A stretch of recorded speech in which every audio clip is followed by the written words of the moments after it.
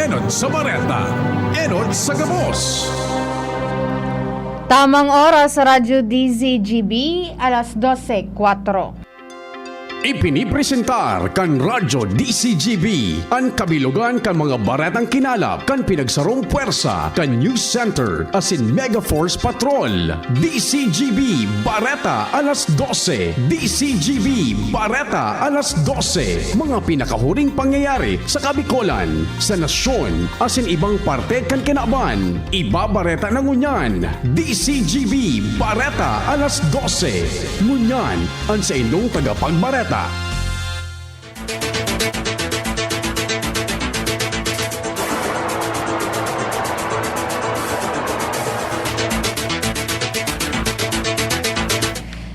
maray na pagkaudto po mga tugang, inina po ang kataripunan kan mga darakulang bareta, ngunyan na pagkaudto.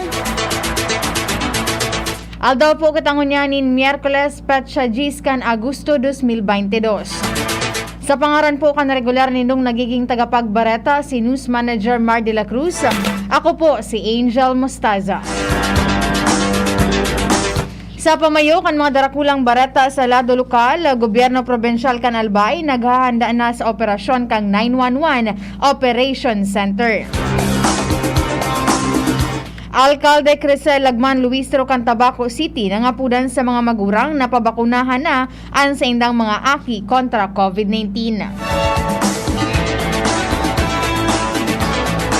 Sa lado nasyonal, pagpasar nin lane na pagpapalangkaw sa social pension kan mga senior citizen, dakulang tabang seguna sa Commission on Human Rights. 1.5 milyones na health workers, senior citizen asin immunocompromised individual nakaresibi na nin ikaduang booster shot kan COVID-19. Sa ibang nasyon, landmark bill pinirmahanan ni US President Joe Biden. Sa lado din Karawato Sports, Kiefer Ravena makawat giraray sa Shiga Lake sa 2022 to 2023 season kan Japan B-League. Sa detalyes kan mga bareta sa lado lokal, Ang baretang ini hatod sa Indukan. Diatabs. Basta diarrhea, garantisado ka sa Diatabs. Bilis gaan sa pakiramdam, gaan pa sa bulsa. nagkakaigwanan na ngunyan nin paghahandaan gobyerno probensyal kan Albay para sa magiging operasyon kang 911 Operation Center tanganing makaresponde kung may mga emerhensya. Ini matapos mag-abot na ang tulong pidaso nin monitoring sets na sangunyan nasa opisina kan Provincial Youth Development Office mantang pigahalat pang mag-abot ang iba pang kinakaipuhan na ekipahes. Sinabi ni Roderick Mendoza kan Provincial Traffic Division na pigplano na ang 911 OPSEN ibugtak sa ikatulong eskalon kang annex building mantang makuha pa nin mga tauhan na iyuan mamanihar kaini. Sayang sinabi na sa paagi kaini mas madali ang komunikasyon na dapat may paabot sa response team sa iba-ibang lugar kan probinsya. Ang baretang ini hatod sa Indukan. Try na ang mas masarap na Maggi Magic Sinigang. Nangapunan si Alcalde Crisel Lagman Luistro kan Tabaco City sa mga magurang kan mga aki na may edad 5 hasta 11 anyos na pabakunahan na bilang paghahanda sa pagbabalik eskwela sa Agosto 22, 2022. Sa abiso na ipinalawas ni Luistro, available na ang Pfizer vaccine para sa nasabing age group. Asin ang mga gustong magpabakuna pwedeng magpasiring sa itinalaan na vaccination site sa syudad. Kaibahan ang Tabaco City Health Office. Sinabi ni Luistro na importanteng marhay na mabakunahan ang mga aki bilang pagtao sa inda nin proteksyon dahilan tasindaan konsideradong bantad kontra sa nakakagadan na helang na COVID-19.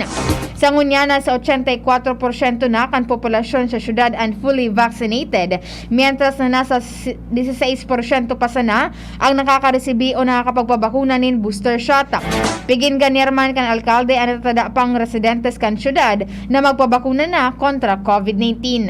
Ang baretang ini hatod sa Indukan. United Home Kidlets Chewable Paracetamol para sa lagnat ng kids.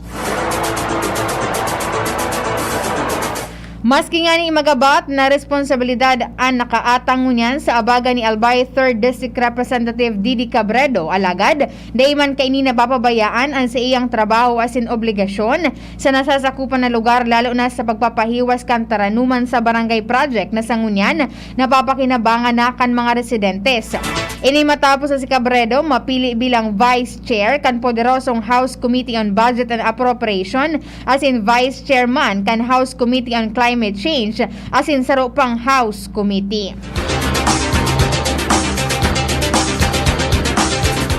Padagos ang pigibong diklaging kan Daraga Municipal Engineering Office sa mga drainage line canal sa palibot kan munisipyo. Sigon sa Daraga Information Office na duwang magkasunod na operasyon ang ginibo sa barangay CP asin barangay Tagas mientras nakatalaan man nagibuhon ini sa iba pang barangay sa Banwaan. Sigon kay MEO Head Engineer Fiel Montaliana na nasabing lakdang pigigibot ang aning maibitaran asin masolusyonan ang pagbabaha lalo na panahon na nin tag-uran. Kasabay kay ni nangapudan ang duwang opisina sa mga Daragenyos na maging responsable man sa saindang mga basura asin magkaigwa naman nin inisyatibo na malinigan ang mga kali harani sa saindang mga residensya. Kantidad 70,000 pesos na mga baking kits as in equipment ang naresibi kan Women Agrarian Reform Beneficiaries sa San Vicente, Camarines Sur hali sa Department of Agrarian Reform Bicol. Sigun sa DAR Bicol, nasa 25 mga arbos ang hali sa Manogob, Banan, Iraya Sur, Asdom Agrarian Reform Community Organization ang ipininarom sa training na may kamauotan na madugangan ang kaaraman sa baking asin mapalangkaw ang income kan organisasyon. Sigon kay TESDA Certified and NC2 Bread and Pastries Trainer, Sheena Bibo, ang mga kababaihan hali sa nasabing lugar ang tinuruan kung paano magibunin pandesal, bukupay asin pilirol.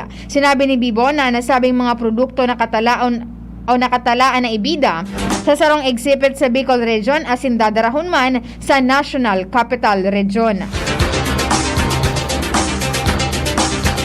Yan ang mga detalles kan mga bareta sa lado lokal, masunod sa lado nasyonal, ibang nasyon sports asin iba pa magalis ka nagkapirang pagirumdom. Ito, ang tanong ng bayan. Kung saan ay sasagutin ng mga eksperto ang mga maiinit na tanong ng bayan tungkol sa COVID-19 vaccines. Paano po ako makapagpaparehistro at ano-ano yung kailangan dalhin sa araw ng bakuna? Simple lang yan. Magpa-register lamang sa inyong LGU o health facility at dalhin ang inyong vaccination card at valid ID sa araw ng iyong appointment. Para naman sa mga immunocompromised patients o may malubhang karamdaman ay magdala lamang ng medical certificate. Tara, magpa-booster na para sa Healthy Pilipinas! Kapag sama-sama tayong aaksyon, makakamit natin ang solusyon. Isang paalala mula sa DOH-CHD Bicol. Ang new normal kasama ang Gen Z. Face mask, check. Face shield, check. Alcohol, check. Sapat na ba para sa depensa at proteksyon? Dapat may Gen Z din araw-araw. Ang Gen Z Vitamin C ay nakakatulong magpalakas ng immune system. Kasama ang proper diet at exercise, may laban sa impeksyon, may distancing sa sakit, proteksyon at depensa sa labas at loob. Ito ang new normal natin. Gen Z Vitamin C, may laban tayo! Ascorbic acid is the generic name of Gen Z. If symptoms persist, consult your doctor. Robust dietary supplement for men. Sabi nila, ang tunay na lalaki, matibay, magaling at matikas. Samahan mo pa ng Robust. Gawa ito sa Epimedium Extra L-Arginine, Sungaria Sinimorium at GABA with proper diet and exercise. Para makasiguro, bumili sa mga Mercury Drugstores, Watson's, Southstar Drug, Generica, Rose Pharmacy, TGP, SM, Supermarkets, 7-Eleven, and other leading drugstores, supermarkets, and convenience stores nationwide. Robust, 65 pesos SRP per tablet lamang. Robust. Para sa mga kalalakihan, hatid sa inyo ng ATC Healthcare International Corporation, your trusted life ally. Mahalagang paalala, ang Robust ay hindi gamot at hindi dapat gamitin panggamot sa anumang uri ng sakit. Robust dietary supplement for men. Para makasiguro, bumili sa mga Mercury Drugstores nationwide. Robust, 65 pesos SRP per tablet lamang. Robust. Para sa mga kalalakihan, hatid sa inyo ng ATC Healthcare, your trusted life ally. Abangan sa Radyo DZGB ang programang Usapang Consumer at Negosyo. Programang magtataonin kasimbagan sa saindong mga kahapotan tungkol sa pagninegosyo. Magdadara ng kadagdagang impormasyon impormasyon mapadapit sa mga diretsos nin mga konsumidor asin mga giya kung paano maging mga responsableng parabakan. Usapang consumer at negosyo. Mataon pagnigbid sa mga matrayumpong negosyante asin sa mga establishmento di negosyo na may marhayin na kontribusyon sa komunidad. Usapang Consumer at Negosyo. Madadangog na kada aldaw ning Biyernes. Alas 11 sagod alas 12 ning adto. Ihahatod sa Indo ka Department of Trade and Industry Regional Office 5. Usapang Consumer at Negosyo. Abangan! BMEG Integra 3000 Plus Mixed Pellets and Grains. Gawa sa tamang timpla ng expertly formulated pellets at grains para sa magandang pangangatawan at tamang timbang ng inyong mga manok. BMEG Integra 3000 Plus. Iba ang laking Integra. Siguradong laging premium ang quality at formulation, kaya garantisado ang kalidad at performance. Iba talaga ang laking Integra. Ang gusto kong makamatch itong sweet. Pero hot. Di mag-Mac Spaghetti at Mac Cafe Premium Roast Coffee ka. Pwede man medyo cheesy and cool. Mag-cheesy burger McDo asin Coke McFloat ka na sana. Hanapunan sa indong angay na match na bagong McSavers Mix and Match. Magpili din sa wrong main, dagdagan ang match din sa wrong side. Miski anong snack combo, 75 pesos sana. Nagbabago ang presyo. Dakulan combos na magugustuhan sa McSavers Mix and Match. Visit your nearest McDonald's store today.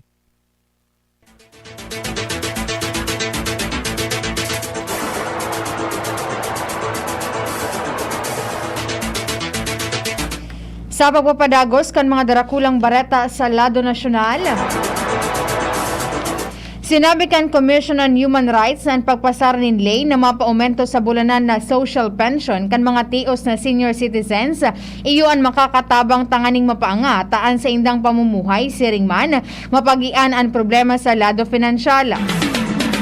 Sinabi ni CHR Executive Director Abogado Jacqueline Digia na ang RA 11916 o ang Social Pension for Indigent Senior Citizen Act, iyon importanteng legislative development na mataunin asigurasyon sa mga maedad ng persona kan sa indang diretsyo na magkaigwanin marahay na pamumuhay. Sayang sinabi ng obligasyon kan Estado na matauanin garantiya ang mga senior citizens sa nasyon na magkaigwanin may dignidad na pamumuhay.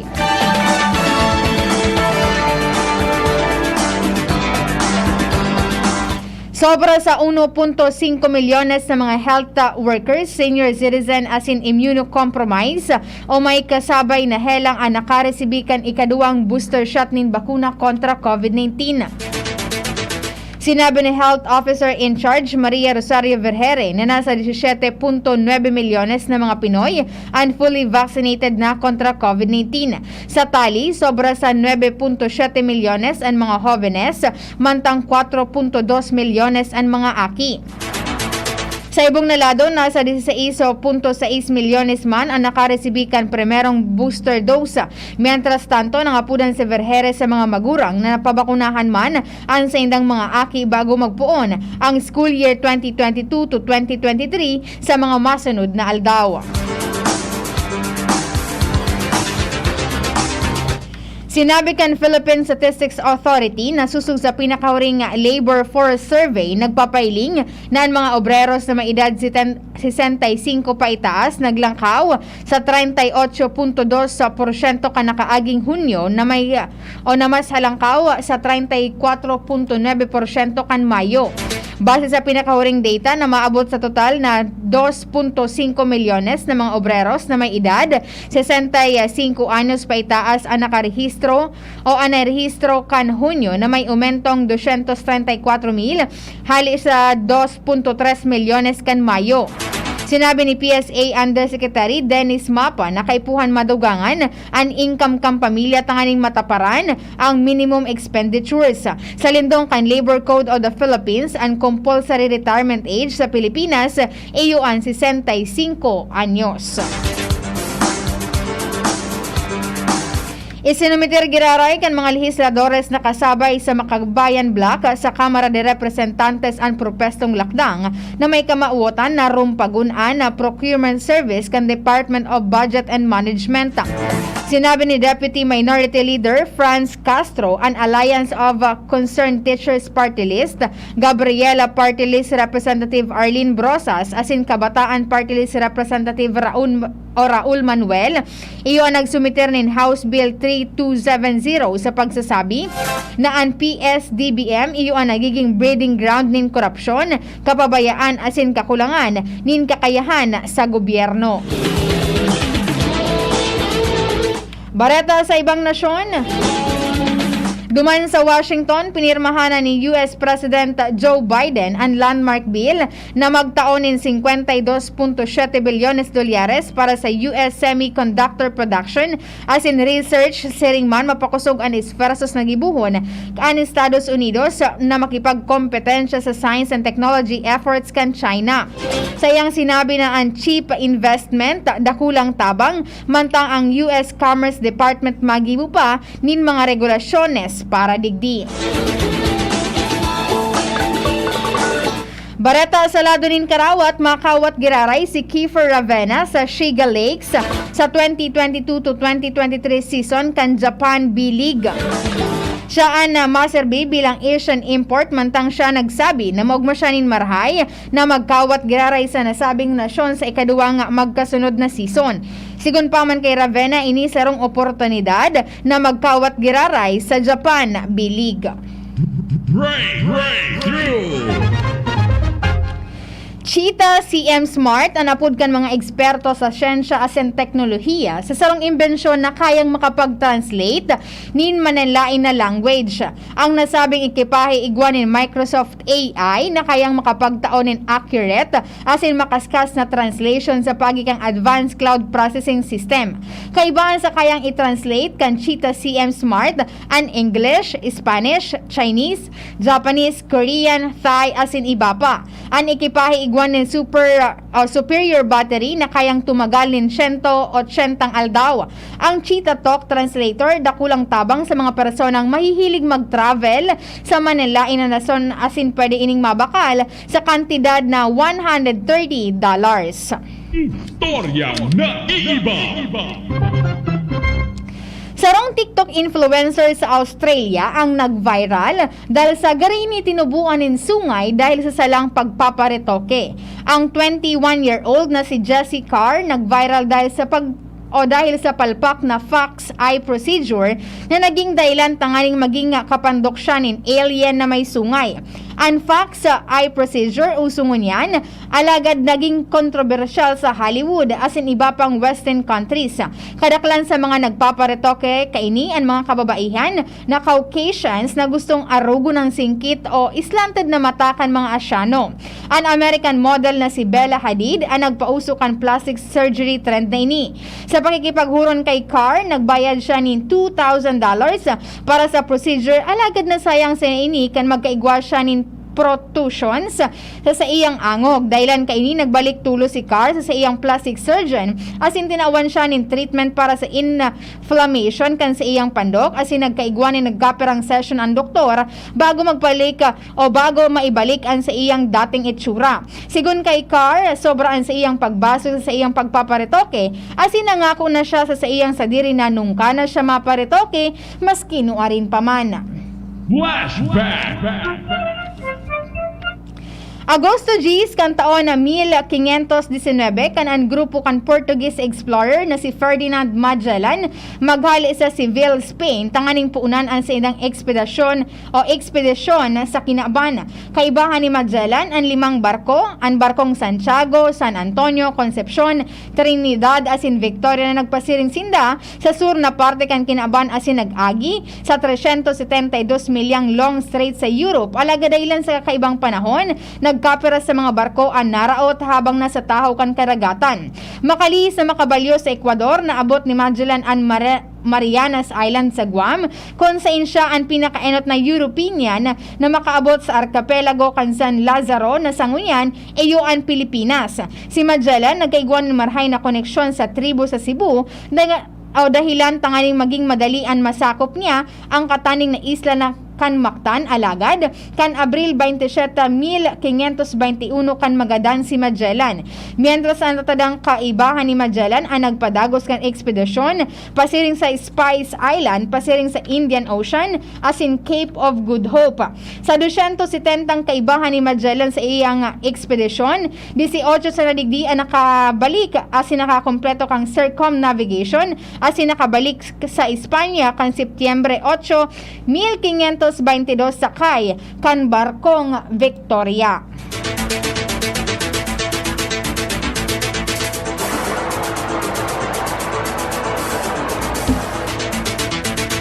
Yan po mga tugang ang kabilugan kan mga detalyes kan mga bareta sa lado lokal, national, sports sa ibang nasyon asin iba pa.